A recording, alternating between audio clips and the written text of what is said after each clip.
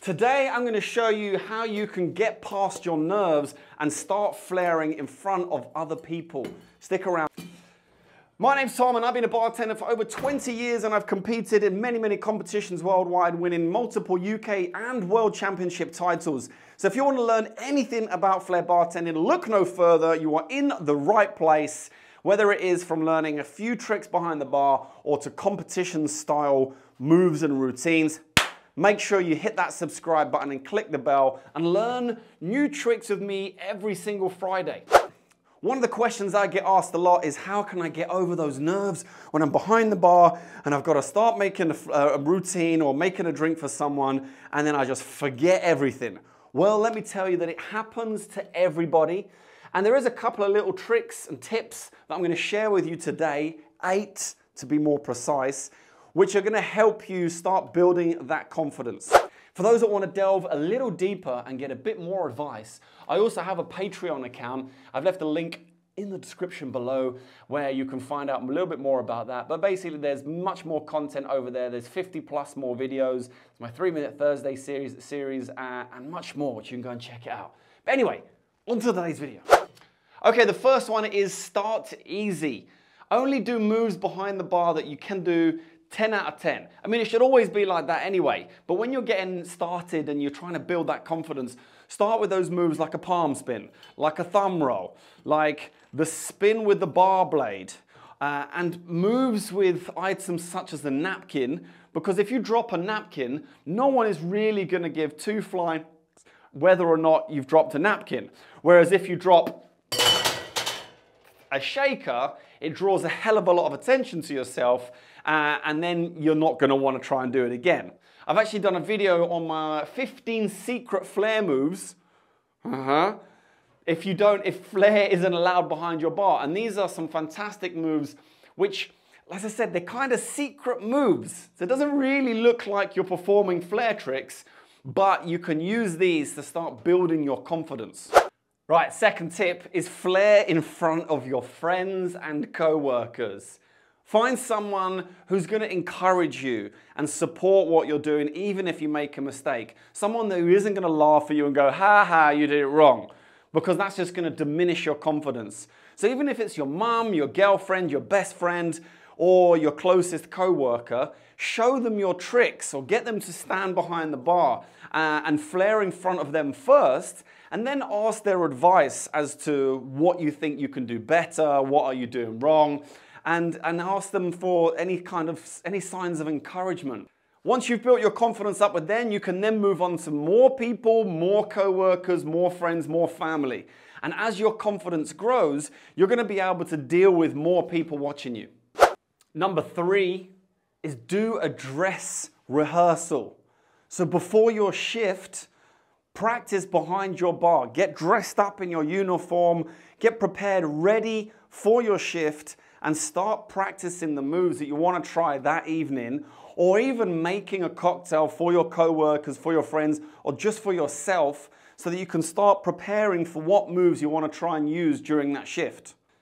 Even if it's something as simple as a vodka and orange, if you can prepare by practicing beforehand, then when it comes to using it behind the bar for real, you're going to be in a much better position to get it right for your guests.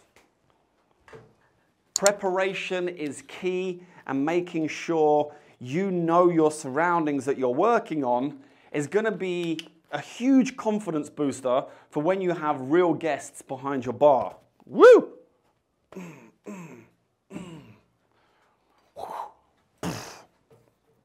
Boom. Cheers. Number 4, prepare to fail, because you will fail. You will make a mistake. You will get embarrassed. You will trash your ice. You will smash a glass, smash a bottle, spill it, and do everything that you're thinking you're going to do wrong. That will happen at some point.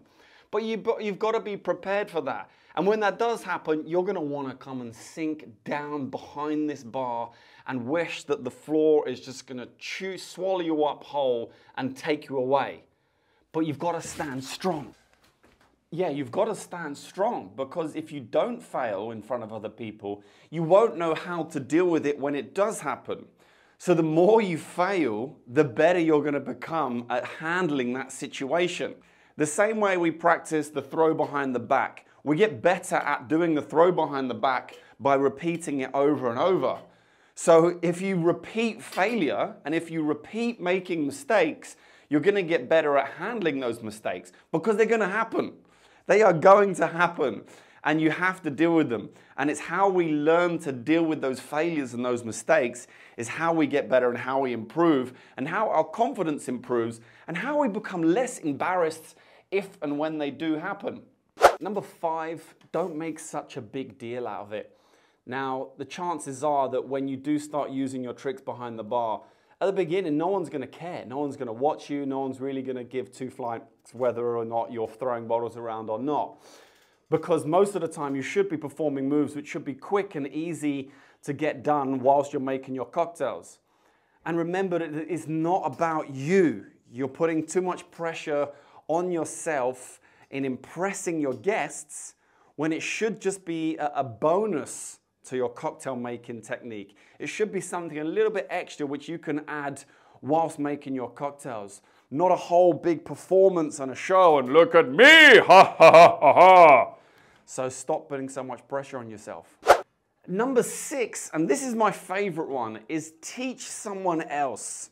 Now this is something which I use when, yeah, woohoo! This is something I use when I'm learning a new skill or a new technique. Is if I'm learning some new information, I teach somebody else. Number 1, that shows me what I already know about that subject or that skill. And number 2, it helps me understand how far I've got to go. It also then builds my confidence because that person will then come to me if they have any questions about what I've shown them or what I've taught them.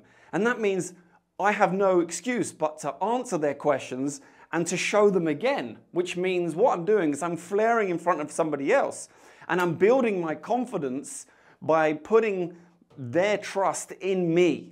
Teaching someone else is one way that we absorb information a hell of a lot. So the more that you can share your flair skills and knowledge with other people, the more you're going to build your confidence and you're going to improve, which means you're going to build more confidence to be able to use those skills behind the bar. Good job. High five. Number 7 is fake it until you make it. Sometimes you'll see people doing stuff behind the bar and it's not that much, but what they're doing, they're just faking it until they make it. You've got to believe in yourself. You've got to believe that you know what you're doing, even if you don't know what you're doing. And that also comes down to owning what you're doing. So even if you're doing the simplest moves like this, I'm not even letting go of the bottle, okay? If you fake it, woo, whew, yeah, and you're smiling and you're selling what you're doing, as in you're really selling it, you're performing it, it really doesn't matter what you do. But what's going to happen is your guest or anybody who's watching you who is impressed, who does see it and says good job or round of applause or whatever it may be or gives you a bigger tip, again, that's going to boost your confidence and that's going to boost your confidence to then start trying to do better tricks and improve your skills behind the bar. Right, number 8, and this is a big one. Come closer. Closer. Stop being such a... I know that's harsh words, but at the end of the day, why are you learning to flair if you're not going to try and show off your skills a little bit? Stop worrying about what other people think. They can't do what you can do. And if they talk down to you or laugh or heckle you, you just have to learn how to deal with that. Now, of course, when we're flaring, we don't want to make it about us, but you will draw attention to yourself. So you have to be very careful in how you're doing that by just starting with the smaller tricks and building your confidence to then be able to use those bigger tricks. Just remember this as a final thought. Every professional flair bartender that you see on YouTube, including myself, and you see in all the competitions, have gone through exactly what you're feeling right now in terms of how do I start flaring in front of other people. And you've just got to go for it. Now, of course, when we're using Flair, we are also supposed to be making cocktails. And I also make cocktails too, so if you want to check some of those out, up there, you can go and check out my cocktail channel where I'm sharing unique recipes, I'm sharing twists on the classic cocktails, plus other little tips and tricks to make your cocktail game strong. So I hope all of those tips are going to help you start using your Flair bartending skills behind the bar and perhaps even on stage. So try them out, and if you get stuck or have any questions, put it in the comments box below.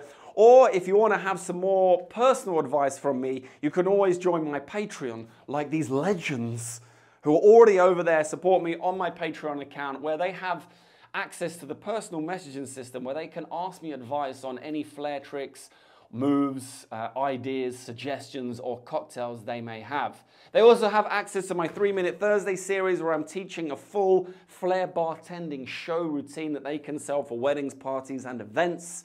Plus, there's the live streams that I'm doing every month where they can ask me any question and I can go through more tricks and learning and cocktails and what have yous.